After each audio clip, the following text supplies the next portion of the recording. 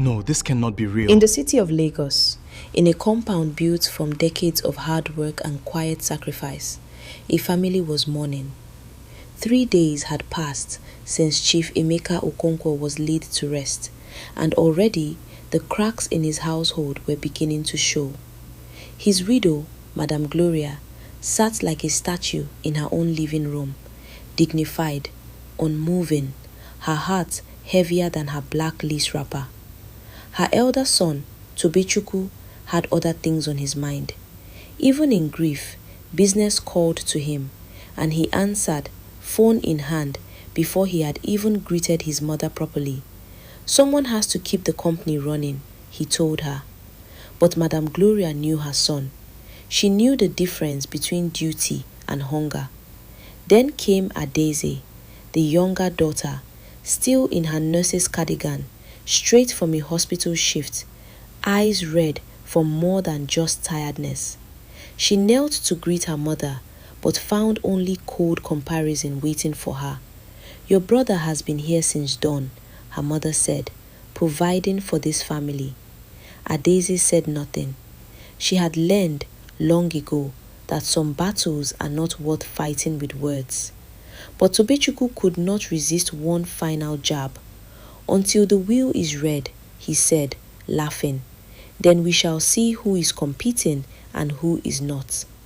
Neither of them knew how right and how wrong he was about to be. The lawyer arrived promptly, as lawyers often do when fortunes are at stake. Barrister Nnamdi Eze had served this family for over 20 years, and he carried with him more than just a briefcase. He carried the final, unshakable will of a man who had seen everything and forgiven very little.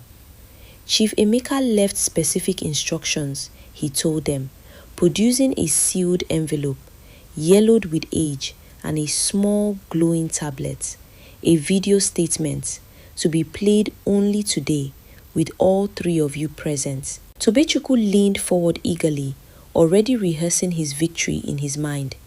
Adaeze said nothing, her fingers tightening around her handbag.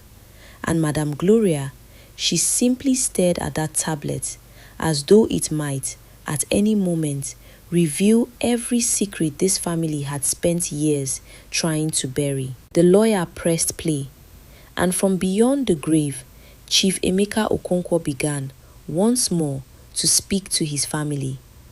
My dear family, his voice echoed through the room, warm but firm. If you are watching this, then I have gone to join my ancestors. I loved you all. But love does not mean blindness. I have not been blind in this house, not for a long time. Tobechukwu's confident smile, for the first time that day, began to falter. What followed was a reckoning no one in that room was prepared for. Tobechukwu, the voice continued, the company accounts you adjusted in 2021, the phantom suppliers in Aba that do not exist. I know, my son. I have always known. The color drained from Tobechukwu's face. His mother gasped, hand flying to her chest. Tobe, what is he saying? But before he could answer her, he was on his feet, shouting at the lawyer to stop the recording. The lawyer, calm as ever, simply told him to sit. Your father was very clear, he said. It plays to the end, whether you like it or not. And so it continued, but now, gently, the voice turned toward his daughter. Adaeze, my daughter, you never once asked me for anything in your whole life. You sat beside my hospital bed every single day of my illness. Money cannot buy what you gave me. Your time, your true, unpretending love. Adaeze's eyes filled with tears she quickly wiped away, almost embarrassed by them. And then came the words that would change everything. Therefore, before God and before my ancestors, I leave the Okonkwo Trading Company and all that I own to my daughter, Adaeze.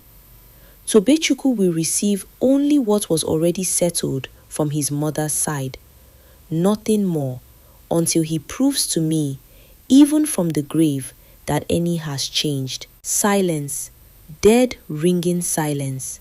Then chaos.